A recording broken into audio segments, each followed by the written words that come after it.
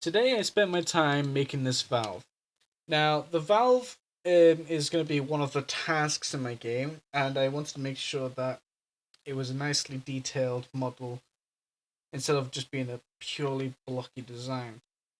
Um, I'd say that I've done a good job in making this model. The texturing job could do better because, of course, as it is, it's plain but with a few white parts. But other than that, yeah, I would next time have if I have more time, whatever.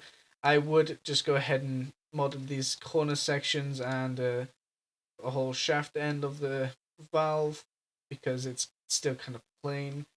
I like to have some color to my things, but for the valve, I actually am fine with keeping it kind of gray because the whole valve system is supposed to be grayish. Some maybe with a brown grip instead of white, but just because I need a way for players to know that this is important to look at, I'm going to keep it bright for now because in my Unreal thing, I don't have a light to go with the engine so you can tell what's what. But other than that, this is what I've been working on. I've imported it to Unreal. I'm currently just been working on placing it with the engine, and that should be what that is. The other thing that I have been dealing with is on my Google site. I was looking at two games that are my inspirations for the game. As mentioned in my previous pitch, I'm using Among Us and Alien Isolation as my main inspirations towards this game, as of course, Among Us is basically a recent popular game, and I have played it myself, and I love how the task system works and the whole concept of having an enemy that's secretly there. Uh, but I'm using Alien Isolation to, of course, help me with the concept of having an alien on board a ship, and you gotta try and defend yourself with whatever you have. In the final game, I would make it so that once you do your engine, you have to find your gun. It'll just be there somewhere. You have to find it.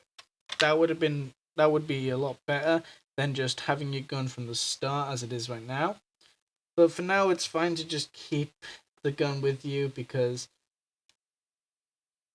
it would take a lot of time to not only make the puzzle, but it will take a lot of time trying to get script sorted out so that when the gun's on the ground, when you press E, you pick it up. I've done something similar to this in my Project 3, but that was on Unity, so I can't really reuse the same stuff from that. But anyways, the problem. The problem that came from making this model is the holes. The holes in this section was annoying to make as before the top was a disc, and when I tried to lean these little hole sections, there was always these tiny little lines, and I didn't get why they were there. But it turned out that those lines were thin faces that I could still delete. It's just I had to select faces instead of edges, like I thought they were.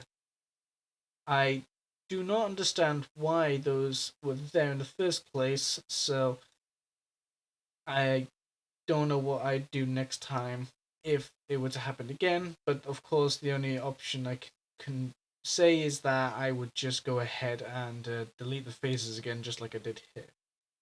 But other than that, once I did that, I had to reshape some parts here and there, and then I deleted the face again, the entire circle all around it.